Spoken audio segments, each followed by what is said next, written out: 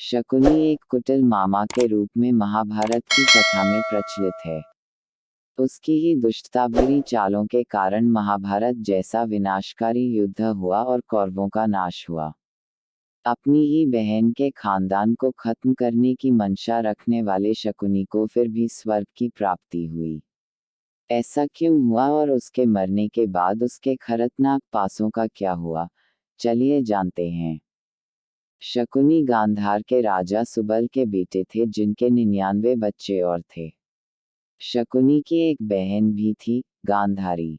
राजा सुबल को एक यज्ञ के दौरान पता चला कि उनकी पुत्री गांधारी की कुंडली में एक दोष है और इस दोष के कारण गांधारी का विवाह जिससे होगा, उसकी मृत्यु हो जाएगी। राजा सुबल ने अपनी पुत्री का दोष खत्म करने के लिए उसका विवाह एक बकरे से करा दिया और विवाह के पश्चात उस बकरे को मार दिया। ऐसे में गांधारी की कुंडली से वो दोष हट गया। कुछ वक्त बाद हस्तिनापुर के राजा धृतराष्ट्र का विवाह प्रस्ताव गांधारी के लिए आया। धृतराष्ट्र के अंधे होने के कारण शकुनी इस विवाह के खिलाफ थे, लेकिन वह इस विवाह को होने से रोक नहीं पाए। विवाह के कुछ वक्त बाद ही राजा पांडु और धृतराष्ट्र को ये ज्ञात हो गया कि गांधारी का एक विवाह पहले भी हो चुका है। धृतराष्ट्र को इस विश्वासघात से इतना क्रोध आया कि उसने गांधार के संपूर्ण राज परिवार को बंदी बना लिया और सजा के तौर पर वह उन्हें एक दिन का खाना केवल एक मुट्ठी अनाज ही देता। इससे केवल एक व्यक्ति का पेट भर सकता था और एक व्यक्ति की ही जान बच सकती थी। राजा सुबल को यह तय करना था कि अपने वंश में से वह किसे जीवित रखे, जो उसके समूल वंश के नाश और अपमान का बदला ले सके। शकुनी अपने सभी भाइयों में सबसे चतुर थे। राजा सुबल ने बंदीगृह में मौजूद अपने पूरे परिवार को एक कार्य सौंपा।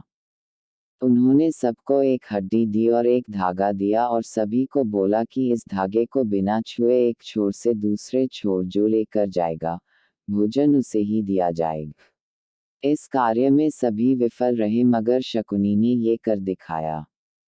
उसने धागे के एक छोर पर अनाज का एक दाना बांधा और दूसरी ओर एक चींटी और धागे के बीचों बीच हड्डी को रख दिया। चींटी अन्न के दाने को खाने के लिए हड्डी को पार करते हुए धागे के दूसरे छोर पर पहुंच गई, जिससे दोनों छोर मिल गए। शकुनी के पूरे परिवार ने उसके सामने ही दम तोड़ दिया। मरने से पहले राजा सुबल ने धृतराष्ट्र के सामने अपनी आखिरी इच्छा रखते हुए बेटे शकुनी को रिहा करने का निवेदन किया। धृतराष्ट्र ने उनकी बात मान ली। शकुनी के रिहाई से पहले उसके परिवार ने उसकी एक टांग तोड़ दी ताकि वह आज़ाद होकर अपने परिवार की मौत का बदला और अपमान भूल ना जाए। मरने से पहले राजा सुबल ने शकुनी को अपनी हड्डी से पासे बनवाने के लिए भी कहा था। राजा सुबल ने कहा कि ये पासे हमेशा तुम्हारी आज्ञा मानेंगे और जुए में कोई तुमको हरा नहीं सकेगा। पिता के मरने के बाद शकुनी ने उन हड्डियों के पासे बनवा लिए। बाद में वही पासे महाभारत युद्ध का कारण बने। शकुनी ने अपने राज्य वापस जाने के बजाय कौरवों के मन में जहर घोलने और उन्हें उनके विनाश की ओर उकसाने का रास्ता चुना। उसने अपने समस्त परिवार को अपने सामने मरते देखा था, जिसे भूल पाना उसके लिए नामुमकिन था।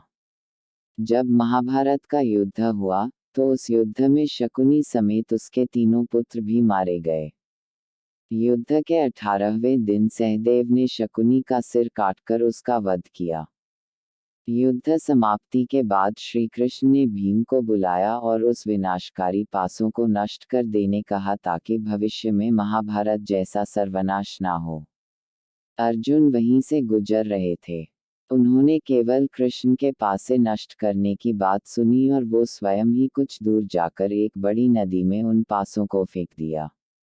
श्री कृष्ण को जब यह बात पता चली तो उन्होंने अर्जुन से कहा कि तुमने बहुत बड़ा अनर्थ कर दिया है। अगर वह पासे बहते हुए किसी के हाथ लग गए तो जुआ फिर से आरंभ हो जाएगा और इंसान की बर्बादी का कारण बनेगा। उनकी यह बात सच साबित हुई। आप देख ही सकते हैं कि आज भी जुआ कितने लोगों की बर्बादी का कारण बना हुआ है। कहते हैं कि शकुनी ने इतने पाप किए लेकिन यह सब उसने अपने परिवार का बदला लेने के लिए किया। उसने अपने समस्त परिवार को अपने सामने भूख से दम तोड़ते देखा था और उनकी मौत का न्याय करने के लिए उसने इतने पाप किए। इसलिए उसे स्वर्ग मिला।